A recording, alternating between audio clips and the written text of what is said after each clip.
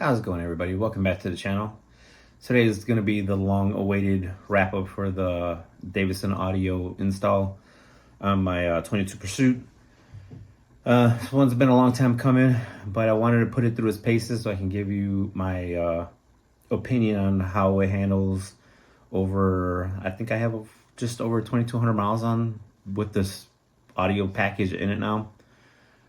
So yeah, I wanted to make sure, I put it through its paces, beat the hell out of it, listen to all kinds of music, so that way I can give an honest opinion of what I think about the system.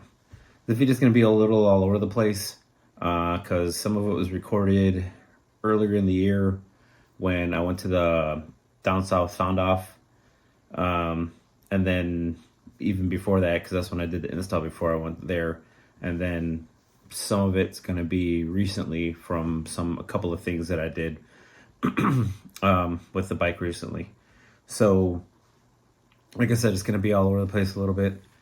And so yeah, so another thing I'm going to cover is a couple of things that I didn't make videos on. So this video is going to go briefly over the dash speakers and how we got those in, and the tour pack speakers. So yeah, let's get in the video so that way you can see what's going on. Just to give you an idea what it's going to look like. Something like that compared to that. All right, right now we're working on the dash speakers. This is what the housing looks like right now. In order for these speakers to fit, you have to do a little bit of modification. Right now that's what Steve's working on over here. I'm gonna grind away a little bit of the ring on the outside, and then some of the bracing on the inside, so that way the speaker has some clearance and it'll fit. All right, this is what the speaker housing looks like. Had to do a little bit of grinding along here just to get it wide enough for the speaker to fit. Had to grind down some of this, some of this down here. And yeah, you can see a little bit right there. Grind down some of that. This piece down here. And then grind down some of that. Just to clearance a little bit, just for the speaker to fit. Now it fits nice. And this is what it looks like when it's finished. You got the 6.5 inch in the back, and you got that bridge. Let's see if you get a better view. For the tweeter to sit above it. And then it all fits nicely behind the grill.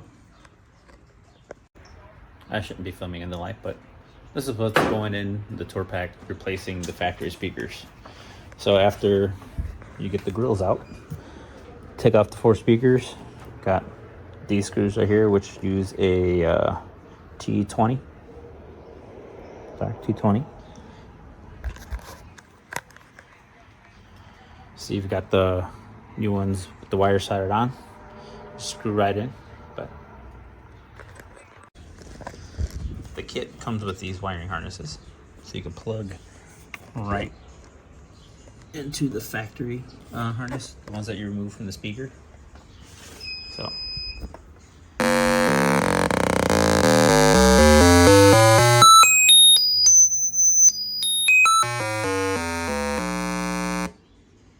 that was Steve's way of testing it, just to make sure that all the wires from the back of the bike to the front are working.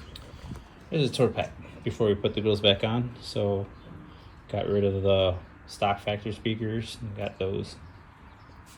After we buttoned up the bike, we loaded it up and went down to the Down South Sound Off in Mississippi.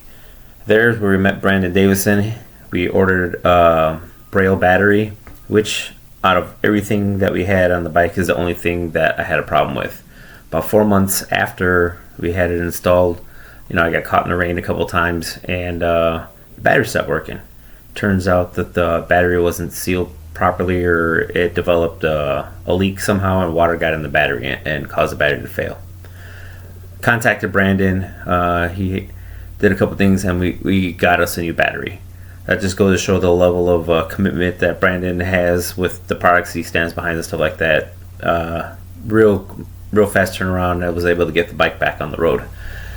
We did the install at Steve's place, and Brandon, came over, took a look at the bike, liked what he saw. He even jumped on the bike, ran through like a basic tune that he does. I hopped on the bike, we played around with it until I was happy with what it sounded like. So yeah, Brandon, the top-notch guy. We played the bike a couple of times while we were there, and apparently it sounded good enough for the Cicada Brass to come by and take a look at it. Fast forward a few months, there was a few things that I wanted to tweak on the bike, so I brought it back to my guy Steve, where he hooked up the RTA and did his magic with the tune.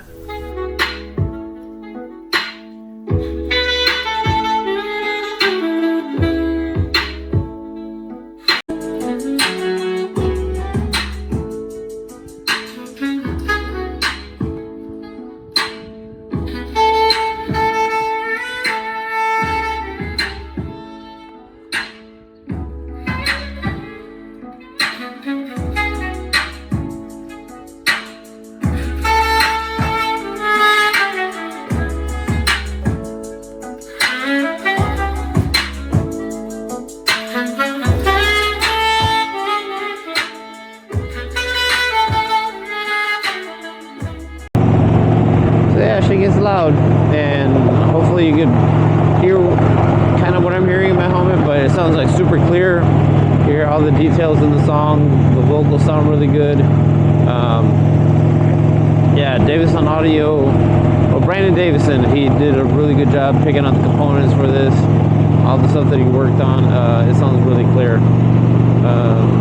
Yeah, this has been a really good package. I put it through the ringer. I went on a 500-mile ride to the Fish Tour. That was the tour at the Indian Motorcycle Factory from Chicago over there. It was 500 miles. I made a video about that, and it was hot that day. I think it was like 85, 90 degrees, and I beat on the system for the entire time I was on the expressway. That was like, I think 5 or 6 hours, if I'm not mistaken. Had it on the entire way. Went to Chattanooga. I was beating on it the entire way over there. That was another 4 or 5 hour drive.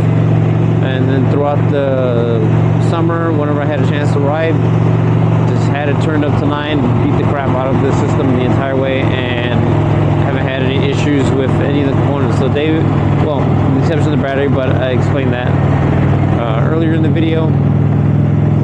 If not, I'll explain it sometime. But yeah, everything survived. It's still playing great. So yeah, it's like if you're on the fence about Davidson audio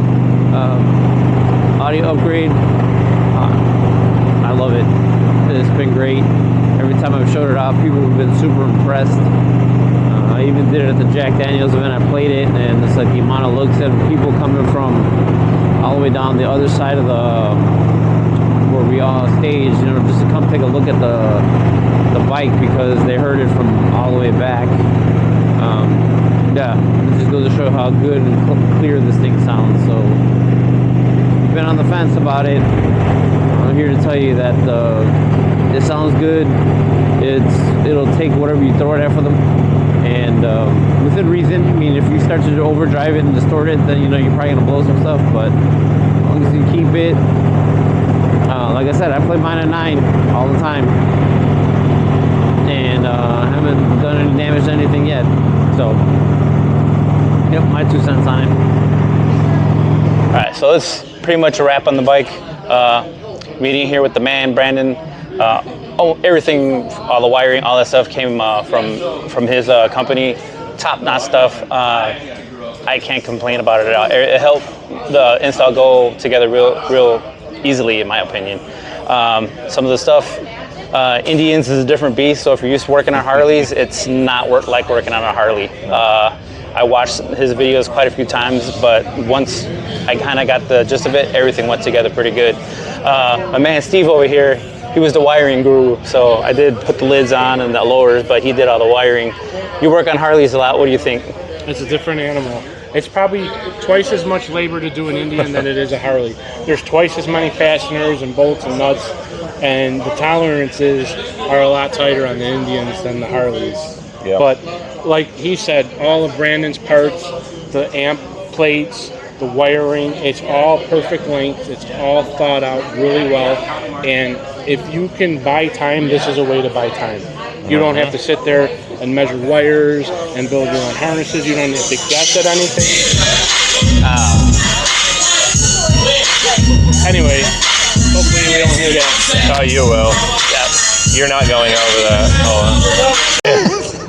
All right, from the top because we keep getting interrupted. Like I was saying, if there's any way to buy time, his parts are it. The amp plates, the wiring harnesses, everything is well thought out. It's perfect length. You don't have to make any of your own harnesses. You don't have the guesswork of where this amp goes, where this goes. He's got the DSP plate. Everything it went in like a glove, like it came from Indian for that bike. You know, so it made the job a whole lot easier. But you know, being that this is my first Indian and you looked at it, what did you think of the job I did? No, I mean, you did a great job. Like we always tell everybody, if you do a Harley, you do a Victory, you do... I'm not even going to say a bike like that. That's a whole nother level. But if you do these other bikes regularly... Hold on, just...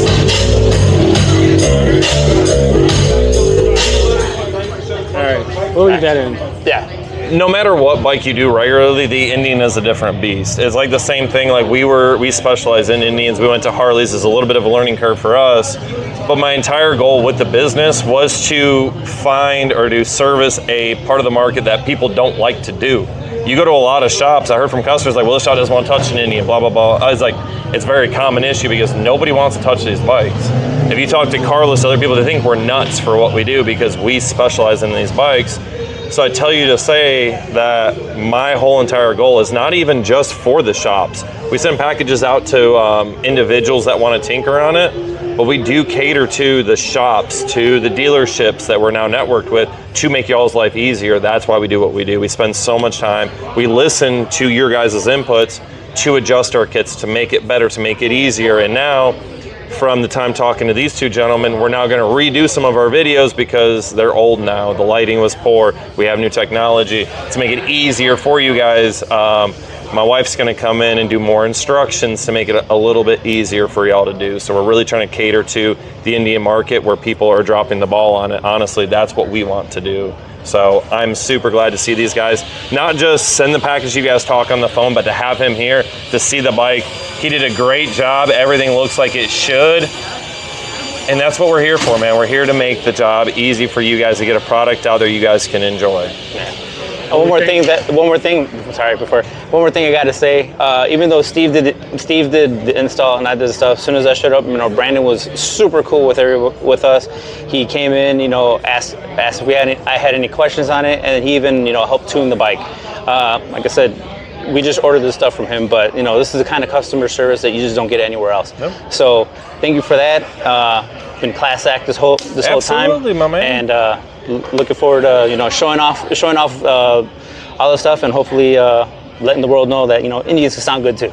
Oh yeah, 100%. Yeah, I just want to say thank you, and your willingness to share your knowledge. It's not very common in this industry, and we appreciate the people that are willing to help us out, with solutions for problems that we might encounter. Yeah. And I appreciate all the customer support and everything you've done up into this point with your business to make my business easier. That's what it's all about, my man. I appreciate it. Thank you. Yeah. That's gonna be a wrap for this one. Hopefully you guys like the way the bike came out. If you see me on the street and you want to hear it, just wave me down, come up to me and say, hey, is this the bike? I'll let you hear it. It's worth listening to, and I'm really happy with it. So again, Brandon Davidson, Davidson Audio, Steve Newcomb, how they find you? Midnight Audio, you can find me on Facebook, Steve Newcomb. Steve Newcomb. Now, I don't have a page for the business yet. Yeah. I'm still working on my licensed business, don't worry. That's an inside joke, but yeah. All right, guys, take care. Thanks for watching. Remember, you only live once, live life to the fullest. Take care and see you in the next video.